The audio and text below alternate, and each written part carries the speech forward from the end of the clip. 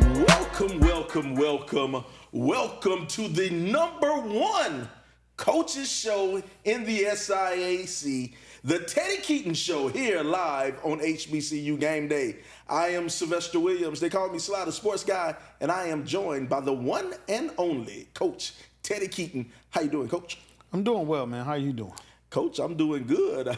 I wish I was doing as good as you. 4-0-1, Coach. 4-0-1. The Clark Atlanta University Panthers come away with another win. This time, you went up to Memphis to take out the Lane Dragons. The Lane Dragons, Coach. Big time win for your program. How your kids feel? How everybody feel? I think we're just glad to be off the road. I mean, it's been a long 5 weeks here, and we've been traveling up and down the highway.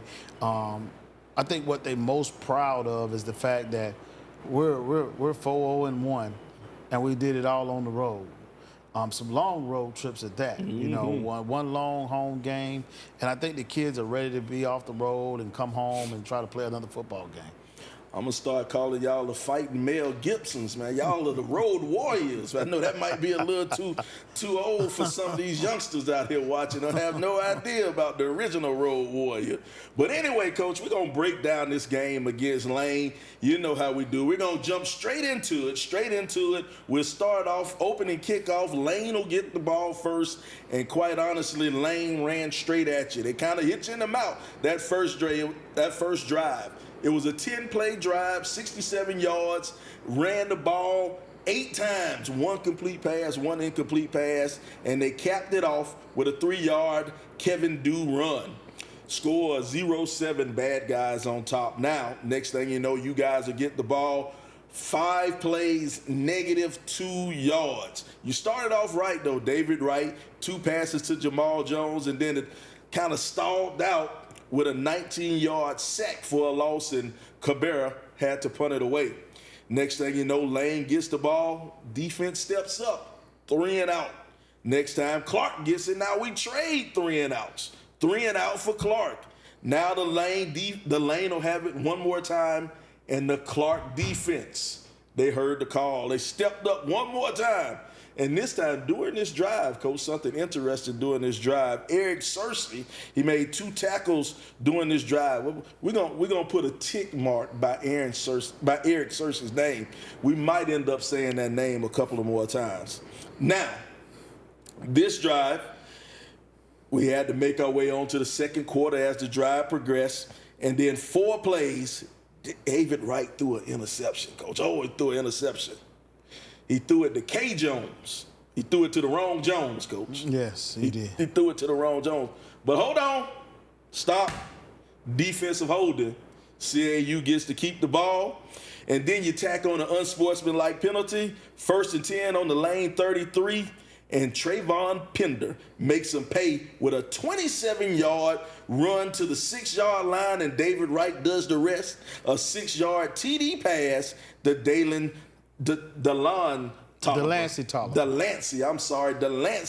Tolliver. Young man got another touchdown, Delancey Tolliver.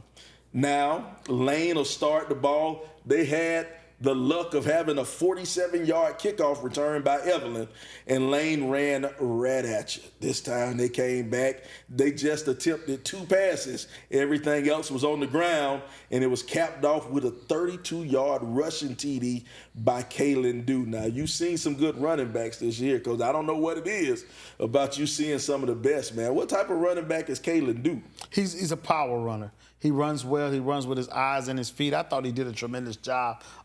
He toted the ball like a grown man. Mm-hmm. I mean, we knew that coming in, that he was one of the best. Matter of fact, I think we've seen at least 3 or 4 of the best running backs this conference has to offer.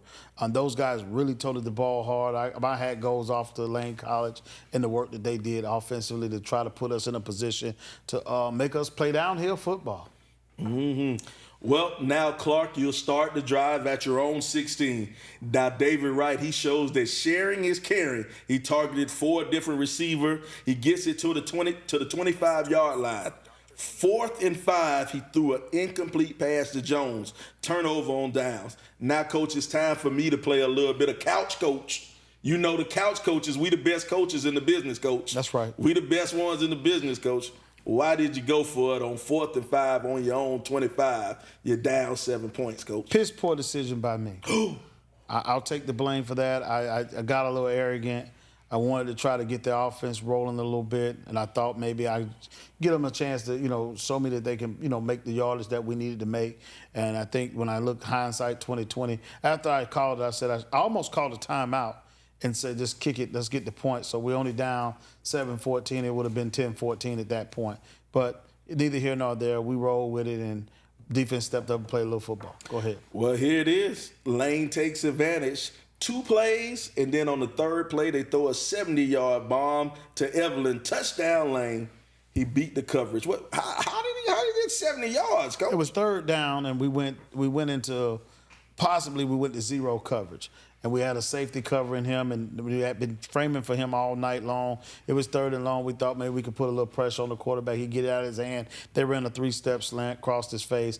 And if you didn't know anything about Evelyn, he is a fast kid. I mean, he is doing a really good job. He's probably the fastest kid we've seen all season at that wide receiver spot. He kind of reminds me of Amon Harris. He does a lot of good things with the ball. He got that, what I call ooh-wee about him, and he kind of take a step back, make you miss him, and then he take off, and it's hard to catch him in a foot race. Well, I tell you what, Jamal Jones heard that on the sideline. He heard that on the sideline, and like Michael Jordan said, he took it personally. He took it personally. And then he must have looked over on the other sideline and told Evelyn, he said, hey, I am the most exciting man in the SIAC. And the next kickoff, 84 yards to the house. Jamal Jones, touchdown, score 14-21. Bad guys still on top, man.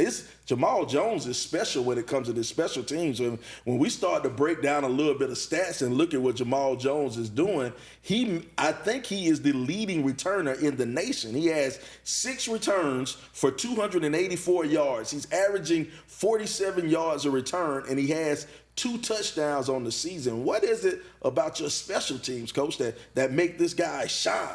I mean, Jamal is our workhorse. He don't get as much credit, but if you go back and you dig deep, for those of us who like to really watch tape, when you watch this kid, he's the guy who, against Bethune-Cookman, on the 3rd down, we're trying to get a first down. It's 3rd and 5. We throw him the out route. He breaks the first tackle and get us the first down to put us in position to kick the field goal. Jamal is the guy who caught a lot of possession-type receivers. We give him the bubble. We give him everything. So he's one of those guys that kind of work hard. He's a grimy worker, but he ain't getting all the accolades that everybody else is getting out of it. But Jamal is a dog, and we work special teams constantly. Mm-hmm. It's an opportunity for him, and we kind of talked about this prior to him coming with me.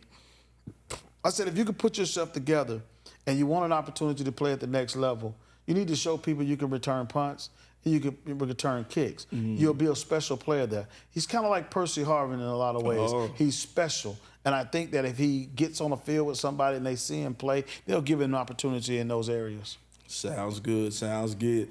Now, Lane, they'll have another big-time kickoff return, and they'll take it to the Clark Atlanta 30.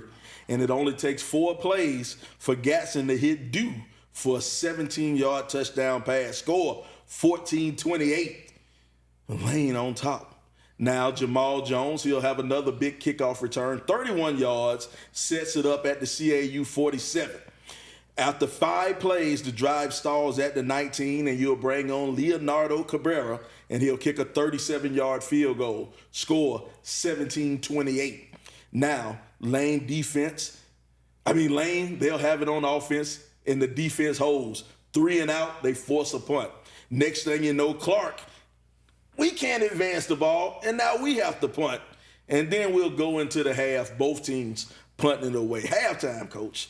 Now, Coach, last week you gave a heck of a halftime speech. I'm talking about you gave a halftime speech that ended up trending on a bunch of different little TikToks and Instagram reels. A lot of people went and took, who is that D. Clark's footage, our man D. Clark, went and took his footage, and now it's all over the internet. Now, what did you tell these guys at the half this week, Coach? I thought that we were playing really solid football. I thought the biggest thing that we didn't do, we wasn't capitalizing. If you go back and watch the game, we dropped a lot of balls. David hit a lot of receivers and they put the ball on the ground, or they just didn't capitalize on plays. So there was no need to argue about that. It was having a little off moment. We work on it. And my subject line for halftime was do your job. If everybody just do their job, offense, defense, special team, we will win this game. And they came back out, they responded to me, they did their job, and the rest was history. Well, we'll start off the second half, and what my old coach, Coach Charlie Macaluso, used to tell me, the first drive out of halftime is the biggest drive of the whole game, and you guys drove the ball. 9 plays, 68 yards, and it ends with a 15-yard touchdown hookup between Amari Harris and David Wright. Score 24-28. Lane still on top. Now Lane has a 3-and-out. Eric Searcy has a couple of more tackles on the stat sheet. I'm going to have to put another mark by that kid's name, Cole. We're going to have to put another mark by his name. Eric Searcy all over the field. Clark can't take advantage. 3-and-out. Lane goes 3-and-out. And this time, on 3rd and 8, Gaston, he's sacked by Solomon Mosey. And there's that kid one more time. Mama, there goes that man. Eric Searcy and Solomon Mosey with the big-time sack on 3rd down. Clark will get the ball. And another 3-and-out, Coach. Another 3-and-out. What's going on with this vaunted Clark Atlanta offense, Coach? No, well, I think I give my hats go off to Tommy over at Lane College. They did a tremendous job of scheming. They did a lot of good work. They did a lot of bracketing, mixing up coverages, doing a lot of fronts. I mean, we probably saw multiple fronts. In the first quarter, it was very difficult for us because they gave us a lot of things that they didn't show on tape. So they had a game plan to try to shut us down, and they did a good job of it for the most part until we figured out what they were trying to accomplish. And my hat goes off to those guys. They were a really good football. Number 99 player, he gets a helmet sticker. Number 13, he gets a helmet sticker.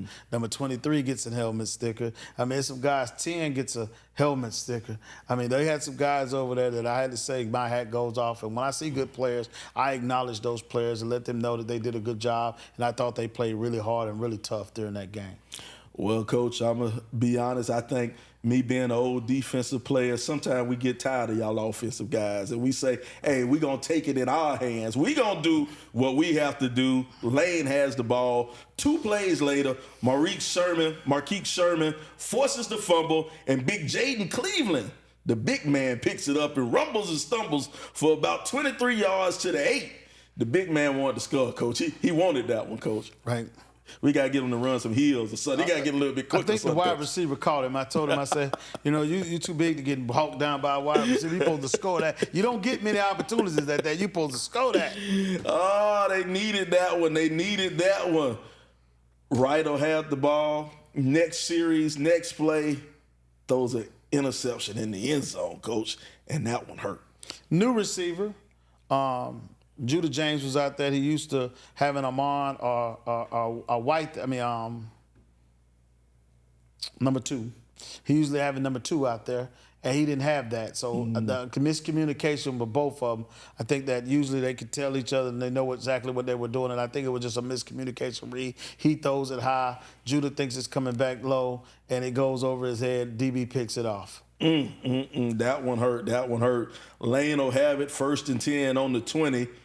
But the defense held one more time. They held one more time, 3-and-out. They forced a punt, and this time Ortiz kicked it 8 yards, an 8-yard punt, which will give Clark the ball 1st and 10 at the 32-yard line.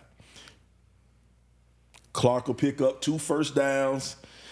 Then we switch sides of the field for the 4th quarter. It's 4th quarter. Everybody holding up their 4s now. It's 4th quarter. Clark will get to the 7-yard line, stall out, and then you got to call out the Latin leg, Coach. Leonardo Cabrera, he hits a 24-yard field goal, score 27-28. Lane still on top. Defense pitching a shutout in the second half.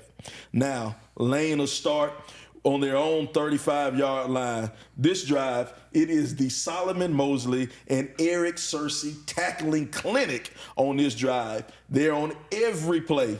Lane decides they want to go for it on 4th and 2, and Searcy is there to make the stop on 4th and 2, Coach. Who is this kid? Who is Eric Searcy, Coach? Eric Searcy, a true freshman out of Hateville Charter over in College Park, Georgia.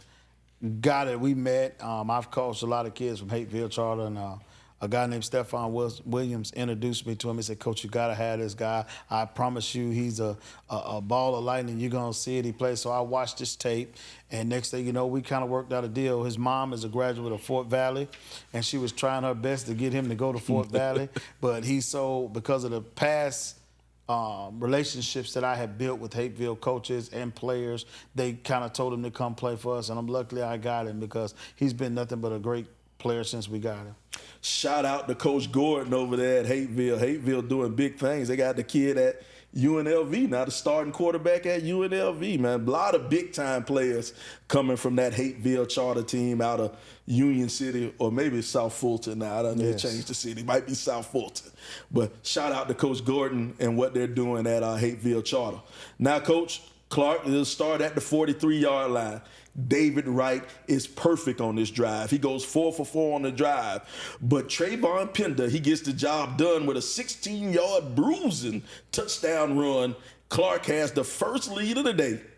And then David Wright hit Harris for a 2-point conversion. Scored 35-28. Now, Coach, why did you go for 2, Coach? Because you got to balance it out there. Now I want to make it a 2-possession game. So if I can't get that, all I need is a field goal. So if I do it now, he got to score a touchdown now. Makes sense.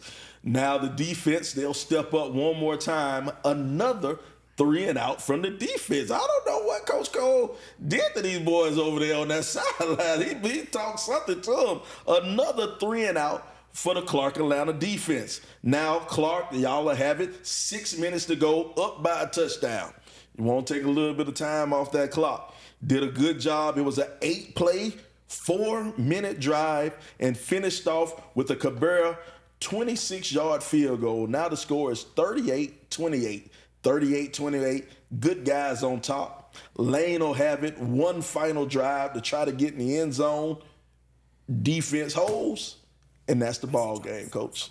That's the ball game. Good guys win. Clark Atlanta 38, Lane College 28. Lane College 28. Now, Coach, your defense is a second half defense. I don't know what you guys say at halftime to turn up your defense, but let's break down this. Now, the first game of the year, in the third quarter, you gave up 7, then you gave up 14. That's 21 points. I'm going to write it down, Coach. I'm going to test my math out. That's 21 points you gave up in the second half the first game. The second game, you gave up 6 in the third and 10 in the fourth. That's 16 points. It's getting less and less. Third game, Florida Memorial, you didn't really play a second half, so we're going to write 0 down. Nobody got any points. Against Bethune-Cookman, you gave up 3 points in the third quarter, 0 in the fourth. And against Lane, you put 2 double zeros. So, Coach, I add this up, Coach. You gave up 40 points total in the second half in 4 games, Coach. That's less than 10 points in the second half. What is this defense? Do y'all take 2 different buses to the game or something? Is the defense, do the defense bus not show up until halftime, Coach? I think what they do to us is they throw a lot of different things at us in the first quarters. A lot of teams come out with stuff we haven't seen on film, and that's good offensive coordinating. Kind of some trick things, but once we figure out what you're trying to do and what you're trying to get after us at, then we come up with a solid plan of how we're going to shut it down. And you can see it start to kick in around the second quarter. And then the third quarter is when we really did honed in on what they're doing, and I think we just start playing better. They get a little bit more confidence, get a few stops there. We've worked on our back half of finding things that can help the front, the first level, second level, and third level, so we can get productivity from everybody on the team. And I think it's working out well for us right now. All right, Coach. Well, that was a huge win going on the road, taking out Lane. Now, let's break down some of the stats in the game, Coach. Some of the stats. Rushing, had a big game rushing for Trayvon Pender. Pender had 12 carries, 87 yards, and a touchdown, averaged 7.3 a carry. Crockett had 12 yards. David Martin had 5. Jamal Jones had 1. had 1 yard. And then let's go to receiving on the other side. Jamal Jones, 87 yards receiving. Armani Harris, 6 receptions, 84 yards and a touchdown. Pender had 2 for 38. Virgil Young, 2 for 28. Delancey Tolliver, 4 for 28 with 1 touchdown. Now passing, our nation leading passer, Division II leading passer, he was 24 for 43, 268 yards, 2 touchdowns, and 1 interception. He did get sacked twice, Coach. This is the most sacks he gave up all year. He's usually only I one. just say this, number 99. Number 99? 2 helmet stickers. Oh, my goodness. I mean, he come from I had to go look him up. He came from San Francisco Junior College. The kid was a beast. I mean, he played football. I mean, it was like he was on a mission. Any twist stunt he was on, he was working our tackles. I'm talking about he gave them all the business that they can handle. I had kind of got mad at my offensive line coach and told him, we had breakfast for pregame because we played so early. I said, did they eat too much bacon and they tired and they sleeping right now? But the guys did a good job to only give up that. That D-line, that front was everything that was advertised. I thought they played good football. I thought they blitzed well. They did a lot of good things to try to keep us under control. But they didn't let David get outside that pocket much. Wow. Coach, San Francisco to Jackson, Tennessee, that's a long bus ride. I mean, maybe it was some NIL money there somewhere. I don't know. But, I mean, he's a good football player. Trust me on that. My goodness. Well, those are your offensive stats. But let's talk about defense. On the other side of defense, you had the youngster Cersei step up. He had 16 total tackles, 1.5 tackles for a loss for a -5 yards, and a half of a sack for a -4. Solomon Mosley, 10 tackles, 1 tackle for a loss for a -4, and a half a sack for a -4. Now, I love linebackers that play sideline to sideline, and I think you might have 2 of them right there, Coach. Sideline to sideline. Ain't it a dream? It lets you know as a coach that your D-line doing their part. Now the second level, your linebackers are filling in. In the first quarter, we wasn't getting that. So now we got them filling in the right holes, and they ended up with the most of the tackles. Anytime you see a guy on your team and your third-level player is your best tackler, you got a problem at linebacker. So we want to make sure if the front line, if the first line good, then you got some great D linemen. But if that second caliber good, that's what you line up to play football with. Your linebackers are made for tackling machines. There you go, big-time players for your linebackers. After a little bit of my own heart, Coach. I'm an old linebacker. I love to see linebackers making plays, Coach. Make me happy, make me stand up when I see those linebackers making plays. Well, speaking of making plays, you got a big one next week. Coming back home, first time being back home in a while. Seemed like forever. Man. Now you're back home and you'll take on Savannah State. Now, Savannah State coming off a tough one on Sunday, playing a Sunday game, scored 30-3. 30-3, lost to Fort Valley. But, Coach, they had them. The score was 3-0 going in. I'm sorry, 30. Yeah, the final score was 30-0. I'm sorry. Final score was 30-0. But the score at the half was 3-0, Coach. And then it kind of just unraveled for Savannah State. So what can you expect from Savannah State coming into this game, Coach? I mean, we just started our initial work. Their defensive front, I think their front 7, linebacker to D-line, they play really well. I think they're a team that we got to be careful about. It's a team that we got to highly execute. We got to play fast, and we can't let the game stay close. We got to do our thing early. We got to learn to put 4 quarters together and not 3. Over the season, we've been putting 3 quarters together, or 2 quarters at times, and now it's going to catch up with us at some point in time. So we got to definitely get better at that. It's either got to go with where we practice in, the way we start. I don't know what the answer to that is as of today, but we're going to dig hard, and trust me, we're going to find a way to try to alleviate that problem. All right. Well, Savannah State coming up next should be a home game. It's a home game. So all you Panther fans out there, make sure you check out Clark Atlanta taking on Savannah State here at Clark Atlanta Stadium. And while you're watching, make sure you hit the subscribe button. We need to get those subscribers up. Make sure you hit the subscribe button. Subscribe to HBCU Game Day. and this is a cheat code. I'm not going to tell you that. This is a secret right here. This is a secret. Even if you already are a subscriber, go and unsubscribe, then come back to this video and hit subscribe again. So we get all the points for the subscriber over here on the #1 ranked coaches show in the SIAC. Well, Coach, we're ready for a big one. Home game should have a great crowd out there. All you Panther fans, make sure you come on out. Check out your undefeated number one Division II HBCU football program, Clark Atlanta Panthers. Come and check them out on Saturday. Clark Atlanta taking on Savannah State. He's Coach Teddy Keaton. We want to thank our producer, Miles, the Wonder Kid Jenkins, doing it all. All the images you see are brought to us by D. Clark and his Hood Genius Entertainment photography. I am Sly the Sports Guy, better known as Sylvester Williams, or maybe the other way around. We'll see you next week here on the Coach Teddy Keaton Show on HBCU Game Day.